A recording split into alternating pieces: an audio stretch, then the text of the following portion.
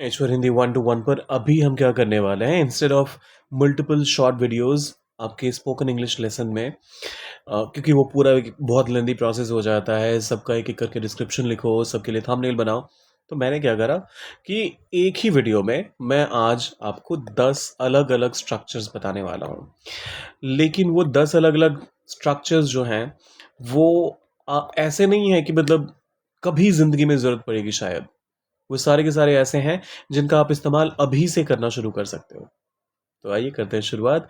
Channel पर नए हैं तो सब्सक्राइब करने के साथ ही शुरुआत कीजिएगा, वीडियो को लाइक भी कर दीजिएगा, कुछ नया अगर सीखने को मिलता है तो। देखिए, सबसे पहला आता है, क्या आप मेरी मदद कर सकते हैं? जब कभी भी आपको इस तरह का स्टेटमेंट आता है तो आपका दिल करता है, क्या आप मेरी मदद कर सकते हो? सकने का एक सेंस आया तो मैं कैन से शुरुआत करता हूँ, कैन यू हेल्प मी। लेकिन आप मुझे बताइए कि क्या यहाँ पर आप सामने वाले की, जब भी आप कहते हैं किसी को क्या आप मेरी मदद कर सकते हैं, तो क्या आप इस इंसान की क्षमता की बात कर रहे हैं या फिर उससे एक रिक्वेस्ट कर रहे हैं? क्योंकि अगर आपने कैन का इस्तेमाल किया तो इसका मतलब तो होता है कि सामने वाले की क्या कैपेबिलिटीज़ हैं, सामने वाले की क्या क्षमताएं हैं, आप उन पे सवाल उठा रहे हैं या फिर उनके बारे में सवाल पूछ रहे हैं। सवाल उठाना would not be the best word here. तो मेरे कहने का मतलब है कि अगर आप पोलाइटली आप सामने वाले से रिक्वेस्ट कर रहे हैं तो आप कैन के बदले कुड का इस्तेमाल करते हैं। यहाँ प्रेजेंट पास्ट से कोई फ़र्क नहीं पड़ता, सिर्फ और सिर्फ एक चीज़ से फ़र्क पड़ता है कि आपका जो रिक्वेस्ट है वो पोलाइट है, तो आपने कुड का इस्तेमाल किया यहाँ पर। So could you help me? अब बाकी वाले स्टेटमेंट्स को फटाफट से देखते हैं। क्या आप ये समझा सकते हैं? Could you explain this? Could you explain this? क्या आप दरवाज़ा बंद कर सकते हैं? Could you close the door? Could you close the door? क्या आप मुझे कॉल कर सकते हैं? Could you call me? Could you call me? क्या आप थोड़ा रुक सकते हैं? Could you wait a moment? Could you wait a moment? क्या आप इसे जांच सकते हैं? Could you check this? Could you check this? क्या आप यह भेज सकते हैं? Could you send this? और ये आखिरी वाला आपने डालना है कमेंट में। हम चलते हैं अगले स्ट्रक्चर की तरफ। यहाँ तक पहुँच चुके हैं और सब्सक्राइब नहीं किया है तो फटाफट से वो भी कर दीजिए। अगला स्ट्रक्चर कहता है, जहाँ पर आप सामने वाले को बहुत ही पोलाइटली आप ये कहना चाहते हैं कि क्या आप हमारे साथ आना चाहेंगे? क्या आप कुछ खाना चाहेंगे? इस तरह के स्टेटमेंट्स में आप वुड यू लाइक टू से शुरू करते हैं। वुड यू लाइक टू और इसके बाद आप बेस वर्ब को इंट्रोड्यूस करते हैं। कोई अदर वर्ड्स होंगे तो ऑब्वियसली वो तो कहने की ज़रूरत ही नहीं है। क्या आप हमारे साथ आना चाहेंगे? वुड यू लाइक टू साथ आना? Come with us. Would you like to come with us? Question mark.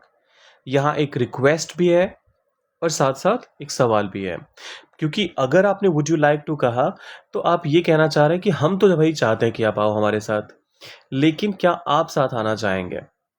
तो एक अंडरलाइन मैसेजिंग भी है यहाँ पर। क्या आप कुछ खाना चाहेंगे? Would you like to eat something? मैं तो ऑफर करने को तैयार हूँ, आप पहले बताओ कुछ खाने का मन है भी या नहीं। क्या आप बैठना चाहोगे? Would you like to sit? Would you like to sit? क्या आप इसमें शामिल होना चाहेंगे? Would you like to join this? Would you like to join this? क्या आप यह देखना चाहेंगे? Would you like to see this? Would you like to see this? क्या आप ये बात करना चाहेंगे? क्या आप बात करना चाहेंगे? Would you like to talk? Would you like to talk? क्या आप सीखना चाहेंगे? Would you like to learn? Would you like to learn? क्या आप मदद करना चाहेंगे? इसका ट्रांसलेशन आप कमेंट में डालिए और हम चलते हैं अगले स्ट्रक्चर की तरफ, जहां पर आप सामने वाले को एक प्रपोजल देते हैं कि भाई मैं आपसे बात करना चाहता हूं, और बहुत ही पोलाइट प्रपोजल है यह। पोलाइट प्रपोजल, मैं आपसे बात करना चाहूंगा, तो ऐसे में आप शुरुआत करते हैं आई वुड लाइक टू, और फिर इसके बाद आता है बेस वर्ब। बात करने के लिए आप टॉक का इस्तेमाल करेंगे। I would like to talk, और आपसे to you. I would like to talk to you. I would like to talk to you. कुछ और स्टेटमेंट्स हैं, उनको फटाफट से देखते हैं। मैं ये समझना चाहूँगा, I would like to understand this. मैं इसमें शामिल होना चाहूँगा, I would like to join this. मैं एक सवाल पूछना चाहूँगा, I would like to ask a question. मैं यह सीखना चाहूँगा, I would like to learn this. मैं सुझाव देना चाहूँगा, I would like to give a suggestion. मैं मदद करना चाहूँगा, I would like to help. और ये आखिरी वाला आपके लिए है।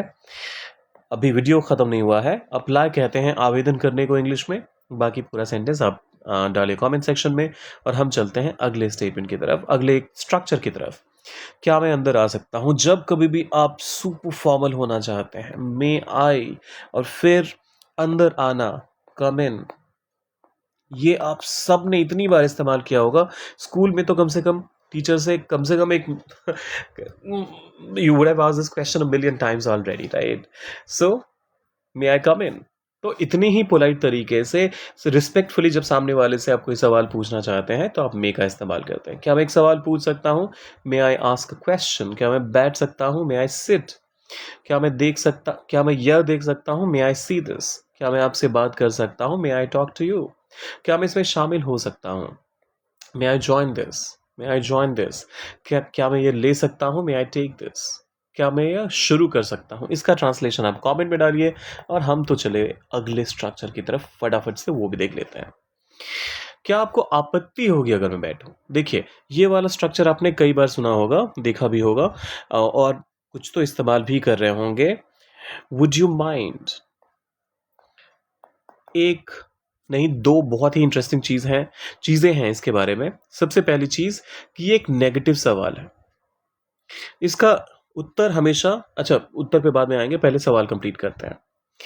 वुड यू माइंड, अब यहां पर जो भी दूसरा सब्जेक्ट है, बैठने का काम कौन कर रहा है? मैं।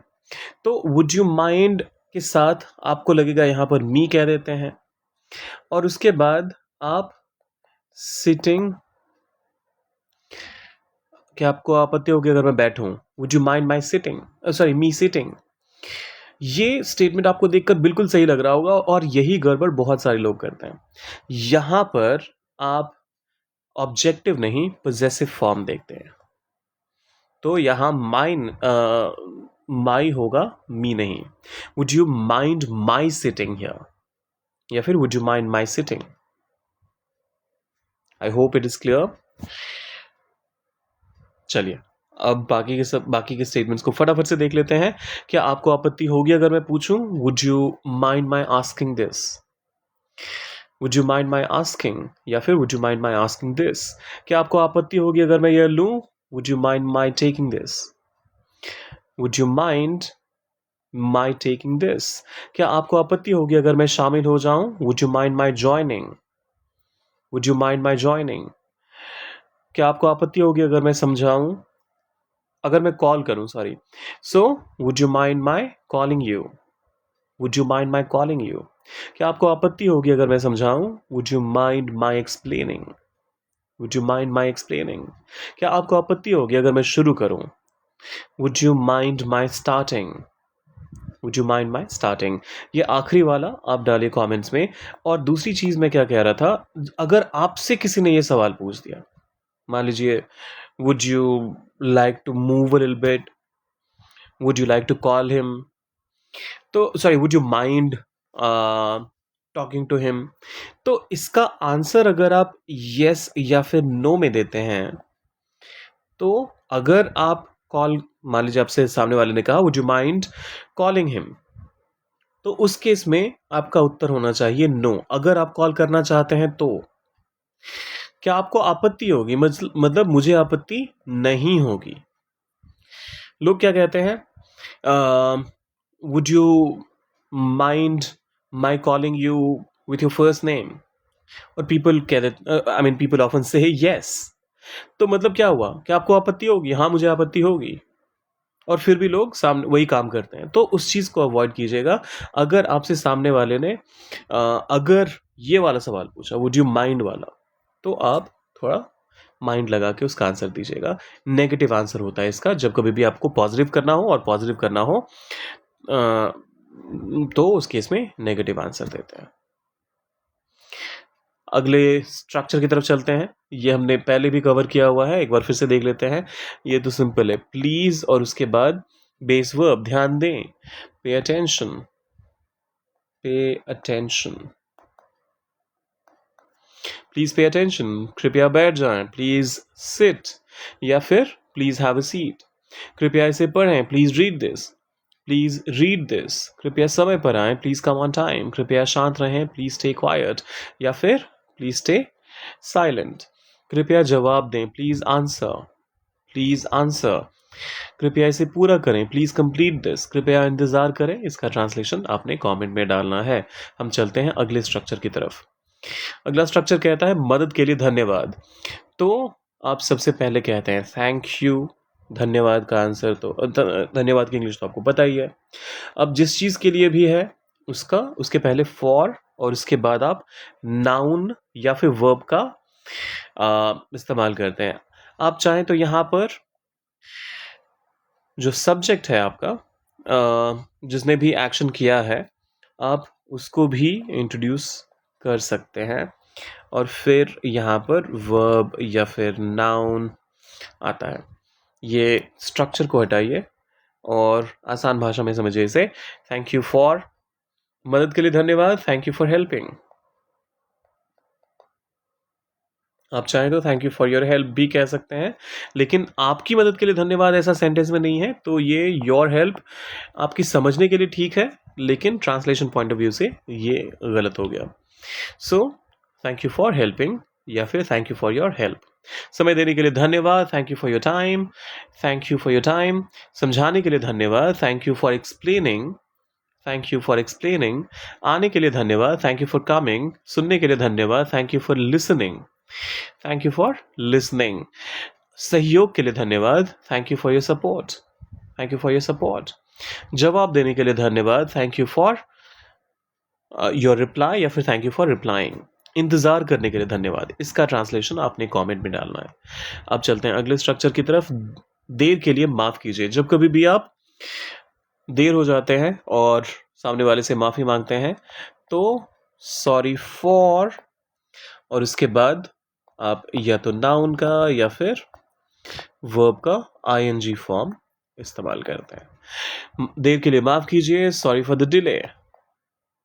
सिंपल ना? Sorry for the delay.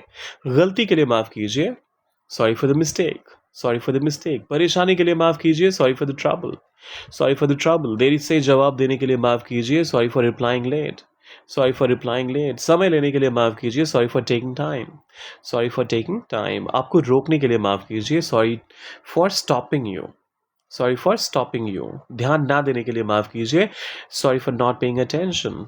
असुविधा के लिए माफ कीजिए। अब इसका ट्रांसलेशन आप कमेंट में डालिए। हम चलते हैं अगले स्ट्रक्चर की तरफ। बस 2 और स्ट्रक्चर्स हैं और आज का हमारा वीडियो हो जाएगा कंक्लूड। अगर आप यहाँ तक पहुँच चुके हैं और सब्सक्राइब नहीं किया है तो फटाफट से कर दीजिए। देखिए, साथ साथ मेरे साथ साथ आप भी बोलिए, आप भी कवर करने की कोशिश कीजिए, आप भी ट्रांसलेट करने की कोशिश कीजिए, जिससे आपके जहन में भी एक ये चीज़ें रजिस्टर होती जाएं और आप जब इसका इस्तेमाल करना हो तो आप इसे आसानी से इस्तेमाल कर पाएं। क्या आप यह पहले बता सकते थे, आप जब कभी भी इस तरह का स्टेटमेंट यूज करते हैं जो एक तरह से देखा जाए तो हाइपोथेटिकल है, लेकिन आप यहां पर एक बड़ा ही पोलाइट तरीके से सामने वाले से सवाल करते हैं, तो आप शुरू करते हैं कुड यू हैव, फिर अब हैव आ गया तो पास्ट पार्टिसिपल मतलब वर्ब का थर्ड फॉर्म जो होता है वो इस्तेमाल करते हैं आप। क्या आप यह पहले बता सकते थे, कुड यू हैव, और बताने के लिए आप टेल का इस्तेमाल कर सकते हैं। So could you have told this earlier, could you have told this earlier, could you have told this earlier. क्या आप यह भेज सकते थे, could you have sent this, could you have sent this. क्या आप मुझे कॉल कर सकते थे, could you have called me, could you have called me. क्या आप मदद कर सकते थे, could you have helped, could you have helped. क्या आप इसे समझा सकते थे, could you have explained this, could you have explained this. क्या आप यह पूरा कर सकते थे, could you have completed this, could you have completed this. क्या आप इसे जांच सकते थे, could you have checked this, could you have checked this. क्या आप समय पर आ सकते थे, कुड यू, अच्छा नहीं, इसका ट्रांसलेशन आपने कमेंट में डालना है। और हम चलते हैं आज के आखिरी स्ट्रक्चर की तरफ, और आखिरी स्ट्रक्चर कहता है मैं सराहना करूंगा। ये आपने बहुत सुना होगा, खासतौर पे अगर आप अमेरिकन इंग्लिश को फॉलो करते हैं या फिर वेब सीरीज वगैरह को फॉलो करते हैं, तो उसमें आपने देखा होगा आई वुड अप्रिशिएट इट। पहले आप ये कह देते हैं कि मैं सराहना करूँगा, और सराहना करने के लिए लेकिन एक शर्त चाहिए। वो जो शर्त रहता है, आप उस क्लॉज़ को यहाँ इंट्रोड्यूस करते हैं। एग्ज़ाम्पल के लिए मैं सराहना करूँगा अगर आप जवाब दें, I would appreciate it, I would appreciate it अगर आप जवाब दें, if you reply। अब फटाफट से बाकी के स्टेटमेंट्स को भी देख लेते हैं। I would appreciate it if you reply। I would appreciate it if you reply। मैं सराहना करूंगा अगर आप मदद करें। I would appreciate it अगर आप मदद करें, if you help। if you help। I would appreciate अगला आता है, मैं सराहना करूंगा अगर आप जल्दी आए। I would appreciate it if you come early। I would appreciate it if you come early। फिर आता है, मैं सराहना करूंगा अगर आप यह देखें। I would appreciate it if you see this। I would appreciate it if you see this। मैं सराहना करूंगा अगर आप समझाएं। I would appreciate it if you explain। I would appreciate it if you explain। अगला आता है, मैं सराहना करूंगा अगर आप ध्यान दें। I would appreciate it if you pay attention। I would appreciate it if you pay attention। मैं सराहना करूंगा अगर आप पुष्टि करें। I would appreciate it if you confirm। पुष्टि करना मतलब एक तरह से श्योर होना, तो I would appreciate it if you confirm। मैं सराहना करूंगा अगर आप सूचित करें। इसका सूचित करना मतलब इन्फॉर्म। पहला हुआ confirm और दूसरा हुआ इन्फॉर्म। इसका ट्रांसलेशन आप कमेंट में डालिए और जाने से पहले सब्सक्राइब, लाइक और शेयर कर दीजिएगा। मिलते हैं जल्दी।